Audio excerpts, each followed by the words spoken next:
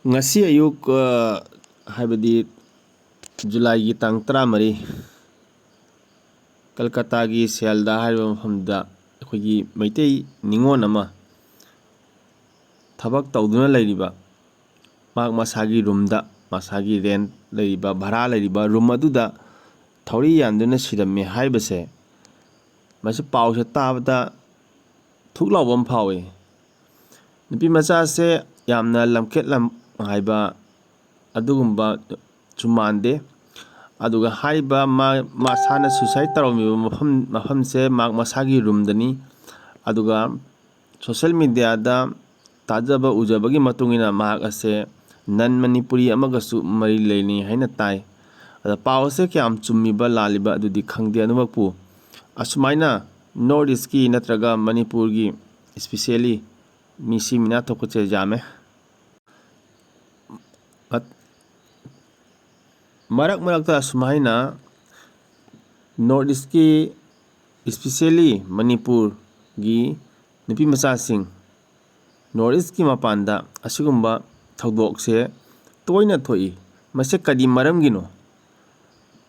tasengna akhoi maitai nupi se maitai ningon sing se gyan ta dabaira natragana pangbagira natragana mapan manipur mi singna nungsi dabaira iyamba asina asumna phangdui iyamba akhoi akikanta ado video asidagi akhoi taminasi wari khara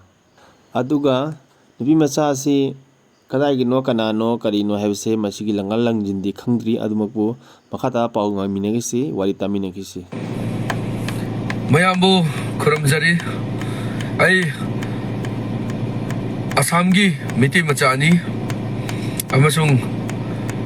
all Assam miti indigenous akhoigi miti khilunjiani haina Assamda saktak nobegi tamak all Assam indigenous miti association gisu ai president oina pampujari okram lakhikanta aigi mingni aina wahai khara haijaningi all India da maitai nupi sing thabak suri ba kambu sing thabak tawri ba kambu sing all India level da any India gi any mafam amada masagi yum thadoga atopa mafam da leiraga thabak suba kambu maitai nupi sing yamna section view just Kolkata da maitai nupi ama bank ta thabak su yaina mahak se suicide tawna oigera murder oina oigera sina leramba haise adusu atopa nupa amaga mayang macha means atopa jati gi nupa ga photo kabina ba akhoi gi mari leinei haina Facebook page amada ui asikumba thaudok singse ubada tabada yamna nungaijade eje maitai macha maitai ningol sing maitai nupi sing yamna akoina respect tawri aduna mapanda thabak suba maitai nupi sing yamna section view maitai nupa ga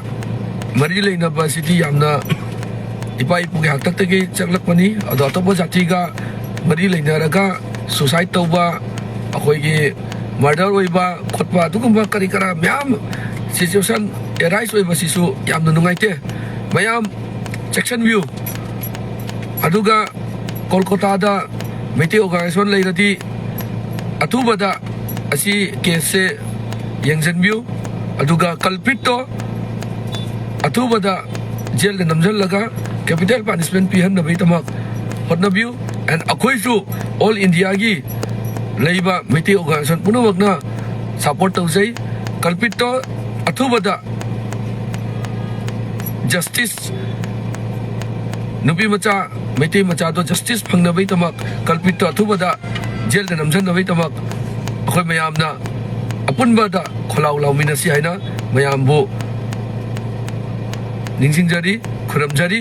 and appreciate tawjari thank you